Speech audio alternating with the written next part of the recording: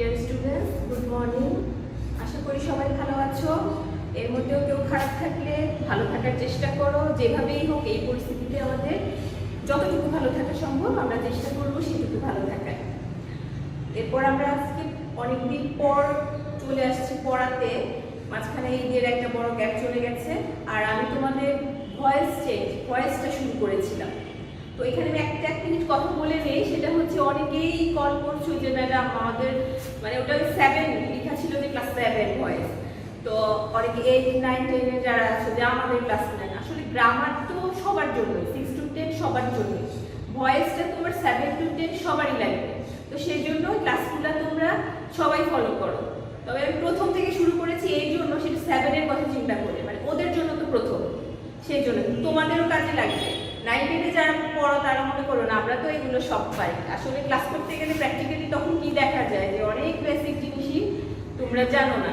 শুধু পরীক্ষায় যেইটুকু করা দরকার হয়তো সেইটুকু করছো, আর করতে গিয়ে তখন থেকে যাবো। কিন্তু বেসিক যদি জানা থাকে তাহলে আর সেই সমস্যা হবে না। সেই জন্য এই ক্লাসগুলো তোমরা ইংরেজি যে গ্রামার ক্লাস যেগুলো হচ্ছে এগুলো প্রত্যেক 6 to 10 সবাই ফলো করবে। ওকে, তাহলে আমরা আগের ক্লাসে, প্রিভিয়াস ক্লাসে আমরা কতটুকু গিয়েছিলাম মনে আছে? খাতা নিয়ে বসছো, হাত ধুয়েছো।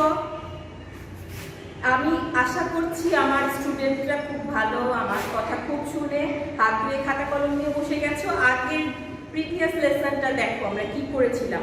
সেখানে আমরা শিখেছিলাম যে ভয়েস কি, অর্থাৎ ভয়েসের ডেফিনেশনটা আর কাইন্ডস অফ ভয়েস। এরপরে আমার খাতায় দেখো কতগুলো স্টেপ লেখা আছে। এরপর আমরা শিখবো যে সাবজেক্ট কিভাবে চেঞ্জ হয়, অ্যাক্টিভ টু প্যাসিভ আমরা টেন্সের বেলায় কিভাবে করব, সেন্টেন্সের বেলায় কিভাবে পরিবর্তন হবে অ্যাক্টিভ টু প্যাসিভ বা প্যাসিভ টু অ্যাক্টিভ। সেই জিনিসগুলো আস্তে আস্তে ধারাবাহিকভাবে, তাড়াহুড়ো করার কোনো দরকার নেই। যেহেতু আমাদের কাছে এখন একটা অনাকাঙ্ক্ষিতভাবে হলেও আমরা অনেকটা সময় পেয়েছি শেখার, এটা আমাদের জন্য একটা কিন্তু ভালো সুযোগ। সেই জন্য আমরা আস্তে আস্তে শিখবো, তাড়াহুড়া করবো না। আর আমি বলছিলাম যে তোমরা এর টেন্সটা একটু দেখে রাখবে, কারণ এটা তো জানার কথাই যে আমরা যাই করতে যাই না কেন টেন্স আমাদের কাজে লাগবে। তো সেই জন্য আজকে আমরা প্রথম সিম্পল প্রেজেন্ট টেন্স দিয়ে শুরু করব। সিম্পল প্রেজেন্ট টেন্স আর ইনডিফিনিট টেন্স একই কথা কিন্তু, সেটা তো জানো। এখন প্রথমেই আমি সিম্পল প্রেজেন্ট টেন্স টেন্সের স্ট্রাকচারটা কি মনে আছে? স্ট্রাকচারটা হচ্ছে কি, সাবজেক্ট, তারপর ভার্ব অর্থাৎ ভার্বের বেস ফর্ম, আর অবজেক্ট। মানে সিম্পল প্রেজেন্ট টেন্সের গঠন হচ্ছে সাবজেক্ট, ভার্বের প্রেজেন্ট ফর্ম প্লাস অবজেক্ট। এটা দেখলে আমরা বুঝে যাব এটা হচ্ছে ইনডিফিনিট টেন্স। তো এখন সিম্পল প্রেজেন্ট টেন্সের ক্ষেত্রে আমরা অ্যাক্টিভ টু প্যাসিভ কি করে করব সেই জিনিসগুলো ধাপে ধাপে শিখব। যেমন অ্যাফার্মেটিভ সেন্টেন্সের বেলায় কি করব, নেগেটিভ সেন্টেন্স হলে কি করব, কোশ্চেন হলে কি করব, এভাবে শিখব। তো এর আগে আমাদের জানতে হবে ওই যে অ্যাক্টিভ কি প্যাসিভ কি, সেটা তো আমরা শিখেছি যে অ্যাক্টিভ হচ্ছে যেটা কর্তা নিজে সরাসরি করে সেটা হচ্ছে অ্যাক্টিভ, আর প্যাসিভ হচ্ছে করানো হলে, কাজটি যদি করানো হয় সেটা হচ্ছে প্যাসিভ। এখন অ্যাক্টিভ চিনবে কি করে, অ্যাক্টিভের স্ট্রাকচারটাও বলেছিলাম। তারপর আমি আবার একটু রিভাইজ করছি যেহেতু অনেকদিন পরে ক্লাস। অ্যাক্টিভ চেনার উপায় হচ্ছে তোমার subject plus verb plus object. সবাই বোর্ড খেয়াল করবে, subject plus verb plus object. বইয়ে সব লেখা আছে আমি জানি, কিন্তু আমি তোমাকে যেভাবে স্টেপ বাই স্টেপ সহজভাবে, আমার স্টুডেন্টকে তো আমি চাইবো যে ওকে খুব সহজে বোঝাতে। তো সেই জন্য আমি যেভাবে ক্লাসগুলো যেভাবে স্টেপ স্টেপ সাজিয়ে দিই তোমরা সেভাবে ফলো করো, তাহলে দেখবে যে ভয়েসটা অনেক সহজ লাগে। কারণ অনেকের কাছেই ভয়েস একটা ভয়ের জিনিস। ভয়েস মানে ভয়, বলে যে ম্যাডাম ন্যারেশন পারি কিন্তু ভয়েস পারি না। আসলে আমার মনে হয় তা না, তোমাদের তাহলে কোথাও কোনো ঘাটতি আছে। তো ক্লাসগুলো যদি সঠিক করে ফলো করো তাহলে তোমাদের এই ঘাটতিটা থাকবে না আশা করছি। তো অ্যাক্টিভ ভয়েস চেনার উপায় হচ্ছে তুমি যদি কোনো সেন্টেন্স দেখো সাবজেক্ট প্লাস ভার্ব আছে আর অবজেক্ট আছে, তাহলেই বুঝে যাবা কি এটা হচ্ছে অ্যাক্টিভ ভয়েস। আর সবসময় মনে রাখবা যে আমরা প্যাসিভ করতে পারি যে ভয়েসটাকে, সে তার একটা অবজেক্ট অবশ্যই থাকবে। তবে এখানে একটা ব্যতিক্রম খুঁজে পাবা, সেটা হচ্ছে কোয়াসি প্যাসিভ ভয়েস নামে একটা ভয়েস আছে, সেটা নিয়েও আমরা আলোচনা করব। সেখানে কোনো অবজেক্ট নাই, কিন্তু অবজেক্ট না থাকাও সত্ত্বেও আমরা সেটাকে প্যাসিভ করতে পারি, সেটা আমরা শিখব। এখন প্রথম আমি অ্যাক্টিভ টু প্যাসিভের রুলসগুলো আমরা করব, এরপরে আবার প্যাসিভ টু অ্যাক্টিভ, ওখানেও তোমাদের প্রবলেম বেশি আমি জানি।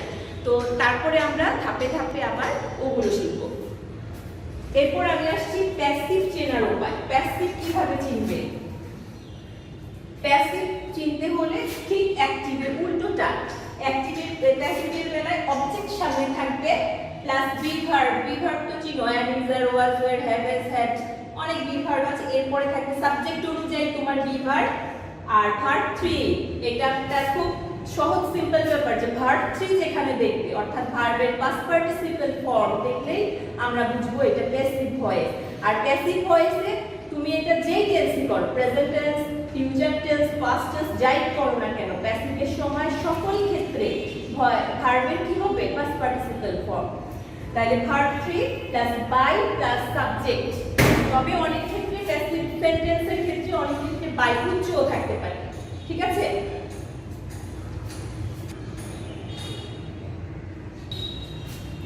এবার আমরা যে কিছু সাবজেক্ট আছে বা নাউন অথবা প্রোনাউন আছে যেটা আমরা অ্যাক্টিভ থেকে প্যাসিভ করার সময় যেগুলো চেঞ্জ হবে সেগুলো একটু শিখে নিব। খেয়াল করো, এই যে সাবজেক্ট চেঞ্জ, অ্যাক্টিভ মানে অ্যাক্টিভে এটা হবে, প্যাসিভে এটা হবে। নেম, নেম মানে হচ্ছে নাম, এখানেও লিখেছি নেম, অর্থাৎ নেমের কোনো পরিবর্তন হবে না। তোমার যদি সাবজেক্ট নেম থাকে, যখন এটা অবজেক্ট হয়ে যাবে নেম সেই রহিমই থাকবে, রহিম থাকলে রহিমই হবে, এটা অর্থাৎ নো চেঞ্জ।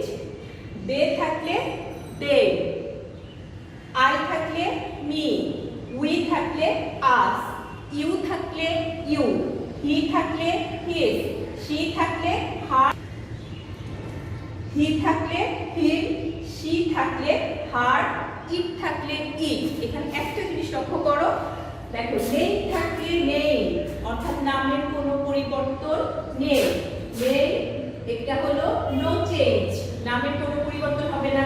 আর কি পাচ্ছি আমরা? ইউ, ইউ কোনো পরিবর্তন হবে না, ইউ থাকলে ইউ, এটাও নো চেঞ্জ।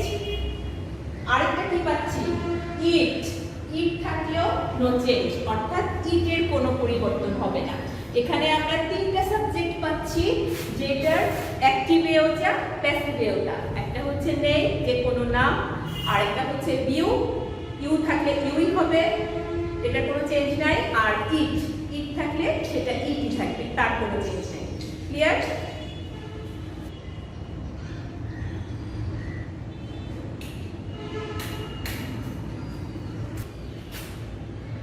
এরপর এখন আমরা চেঞ্জে চলে যাচ্ছি, active to passive. Affirmative sentence আমরা প্রথমেই বলেছিলাম যে সিম্পল প্রেজেন্ট টেন্সে প্রথম আমরা অ্যাফার্মেটিভ সেন্টেন্সের অ্যাক্টিভ টু প্যাসিভ শিখবো, নেগেটিভ টেন্সটা, তারপর কোশ্চেন। এখন অ্যাফার্মেটিভ সেন্টেন্স আমার মনে হয় সবাই জানো। অ্যাফার্মেটিভ সেন্টেন্স মানে কি? হ্যাঁ বোধক কোনো বাক্য, অর্থাৎ যে বিবৃতি দ্বারা হ্যাঁ বোধক পজিটিভ সেন্স থাকে সেখানে, সেটাই হচ্ছে অ্যাফার্মেটিভ সেন্টেন্স। অ্যাফার্মেটিভ সেন্টেন্সের বেলায় আমাদের প্যাসিভ ভয়েস চেঞ্জ হবে। স্ট্রাকচারটা হলো কি? ওই যে আগেও বলেছি, অবজেক্ট অর্থাৎ সাবজেক্ট অবজেক্ট হয়ে যাবে। বিভার্ব, বিভার্ব কি হবে? তোমার প্রশ্ন হতে পারে বিভার্ব তো অনেক আছে, বিভার্ব কোনটা হবে এখানে? বিভার্ব যেহেতু আমাদের প্রেজেন্ট টেন্স, মনে রাখবা যেটা, তাহলে প্রেজেন্টের বেলায় প্রেজেন্টের বিভার্ব গুলো আসবে, সেগুলো কি? am, is, are। am, is, are কিভাবে বসবে? সেই তোমার অবজেক্টটাতে সাবজেক্ট হবে, সেই সাবজেক্ট অনুযায়ী এখানে তুমি সংক্ষেপে লিখে রাখতে পারো যে am, is, are।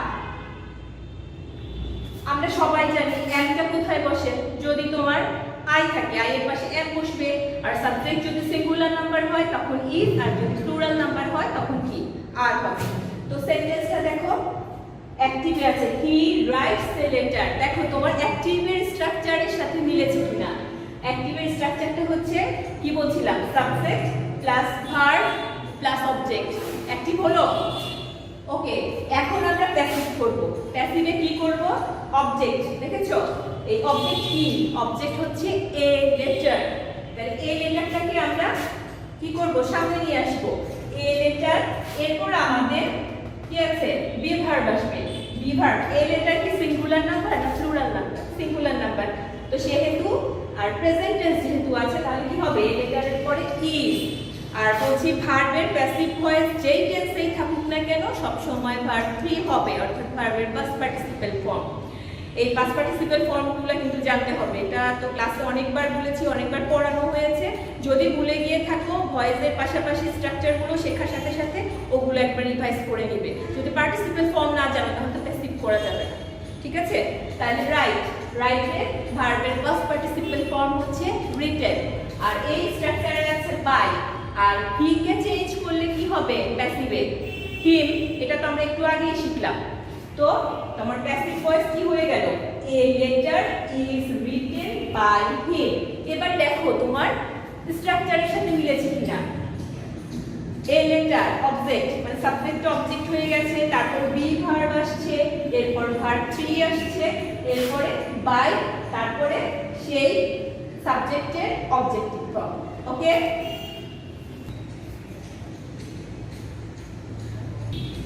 ওকে। এবার আমরা যে তিনটা স্টেপের কথা আজকে বলেছিলাম এর মধ্যে একটা শেষ, অ্যাফার্মেটিভ সেন্টেন্স শেষ। এবার আমরা চলে যাব নেগেটিভ সেন্টেন্স। নেগেটিভ বলতে তো সবাই বুঝো, নেগেটিভ মানে কি? নেগেটিভ না বোধক, অর্থাৎ যে বাক্যে আমাদের না বোধক কোনো উক্তি থাকবে, না বোধক কোনো মত থাকবে, সেটাই হচ্ছে নেগেটিভ সেন্টেন্স। দেখো নেগেটিভ সেন্টেন্স, এই যে অ্যাক্টিভে লিখেছি হি does not write a letter. আমরা কিন্তু সেই ওই সেন্টেন্সটা দিয়েই করব। সেখানে ছিল কি হি রাইটস এ লেটার, এটা যখন নেগেটিভ হয়ে গেল তখন হয়ে গেল কি he doesn't right a letter. তো প্যাসিভ করার সময় আমরা স্ট্রাকচার তো শিখেই গেছি, সাবজেক্ট অবজেক্ট হবে, বি ভার্ব আসবে। এখানে পার্থক্য একটা জিনিসই যে ওখানে নট ছিল না, আর আমাদের এখানে এটা নেগেটিভ সেন্স যেহেতু আমাদের নট আছে। সবসময় একটা মাথায় বুদ্ধি রাখবা যে যদি ডাজ থাকে, ডু বা ডাজ থাকে, তখন সেটাকে প্যাসিভ করার সময় সেই ডু বা ডাজ অমিট হয়ে যায়। মনে থাকবে, অমিট মানে হচ্ছে ভ্যানিশ, মানে চলে যাবে, ওটাকে আর দেখা যাবে না।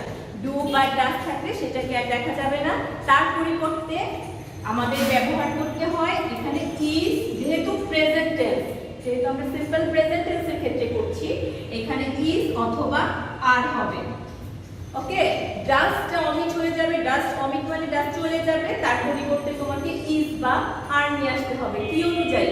ওই তোমার সাবজেক্ট অনুযায়ী। যদি সিঙ্গুলার হয় সাবজেক্টটা তাহলে কি ইজ হবে, যদি প্লুরাল হয় তাহলে আর হবে। খুব সহজ না? এখন দেখো আমরা প্যাসিভ করে ফেলি। আমাদের এই অবজেক্ট আছে কি এ লেটার, তাহলে যখন প্যাসিভ করব অবজেক্ট সাবজেক্ট হয়ে এ লেটার চলে আসবে, এখানে সাবজেক্ট হয়ে যাবে, আর তোমার বি ভার্ব বলছি ডাজ চলে যাবে। ডাজ আর আমরা দেখব না প্যাসিভে, ডাজের পরিবর্তে এখানে ইজ আছে আর আছে। কি বসাবা? ইজ না আর? ইজ বসাতে হবে, কারণ এই যে এ লেটার মানে একটা চিঠি, অর্থাৎ সিঙ্গুলার নাম্বার। তো এখানে ইজ হলো, আর নট কে নটই রাখতে হবে। এই ভুলটা করা যাবে না যে প্যাসিভ করার সময় মনে হয় সেন্টেন্সটাকে আমরা অ্যাফার্মেটিভ করে ফেলবো। নো, নেগেটিভই থাকবে। তো সেই জন্য ইজের পরে কি বসে যাবে? নট।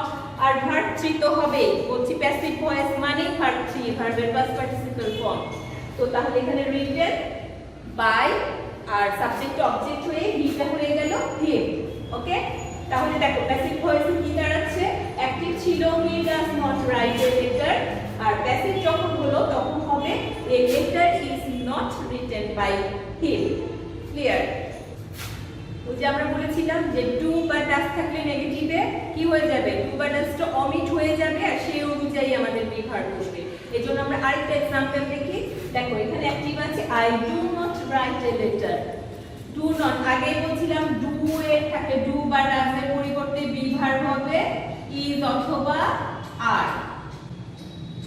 তো সেরকম একই নিয়ম, আবার প্যাসিভ করতে হলে ওই অবজেক্ট এ লেটারকে আমরা এখানে নিয়ে আসলাম, এ লেটার, আর এখানে বি ভার্ব কি হবে?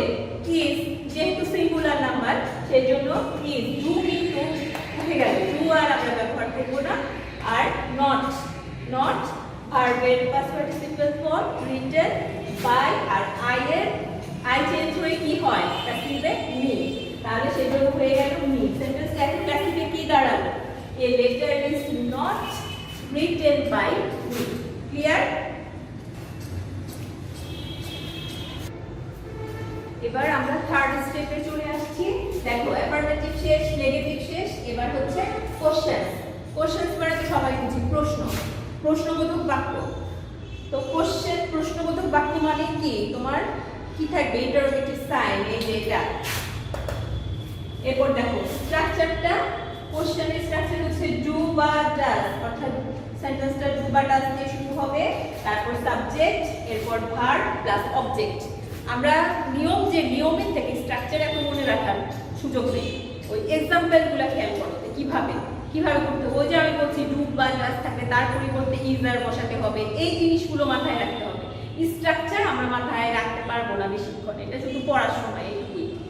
এরপরে দেখো example, active does he write a letter, does he write a letter. আগে কি বলছিলাম, অ্যাফার্মেটিভ নেগেটিভ করার সময় বলেছিলাম ডু বা ডাজ থাকলে তার পরিবর্তে কি বসবে, ইজ অথবা আর, একই কথা। তো এখানে আমরা ডাজ এর পরিবর্তে বসাবো কি ইজ। আরেকটা কথা আমি বলছি যে অনেক সময় তোমরা কনফিউজড হয়ে যাও যে ইন্টারোগেটিভ সেন্টেন্সে প্যাসিভ করলে কি ইন্টারোগেটিভই থাকবে, কারণ ন্যারেশনের সময় তো আবার এটা থাকে না। ন্যারেশনের সময় তো ইন্টারোগেটিভ সেন্টেন্স অ্যাসার্টিভ হয়ে যায়, কিন্তু ভয়েসের সময় সব সময় মনে রাখবে সেন্টেন্সটা যদি ইন্টারোগেটিভ থাকে অ্যাক্টিভের বেলায়, সেটা আমরা প্যাসিভের বেলায় কি থাকবে, ইন্টারোগেটিভ অর্থাৎ কোশ্চেনই থাকবে, এটাকে কোনোভাবেই অ্যাসার্টিভ করা যাবে না। তো সেজন্য এই ডাজের পরিবর্তে আমাদের কি হবে, ইজ অথবা আর। এখন ইজ বসাবো না আর বসাবো, যেহেতু তোমার অবজেক্ট এ লেটার হয়ে যাবে সাবজেক্ট, এ লেটার মানে কি সিঙ্গুলার নাম্বার, একটা চিঠি, তো সেই জন্য আর এর কোনো প্রশ্নই উঠে না। আমাদের এখানে ডু এর পরিবর্তে আমরা কি বসিয়ে দেব, ইজ। তারপর সে আগের মতোই ইজের পরে ওই অবজেক্টটা সাবজেক্ট হয়ে আসবে, এ লেটার, ভার্ব 3 রিটেন, তারপরে বাই। এখানে আবার খেয়াল করো, এখানে আবার ভুলে ইজ দিয়ে দিও না, কারণ এই ইজ এটা তো কোশ্চেন, ইজ কিন্তু সামনে নিয়ে আসছো। ইজ আবার অনেকে ভুল করে ইজ এ লেটারের পরে আবার ইজ দিয়ে দেয়, ইজ কি আর দেওয়ার সুযোগ আছে, নাই, কারণ কি ভাব তো সামনে নিয়ে আসতে হবে। তো আমরা এখানে ইজ নিয়ে আসছি, ভার্ব 3 বাই, এরপরে সাবজেক্টের অবজেক্টিভ ফর্ম হিম। তাহলে প্যাসিভ ভয়েসে কি হলো, is a letter written by him.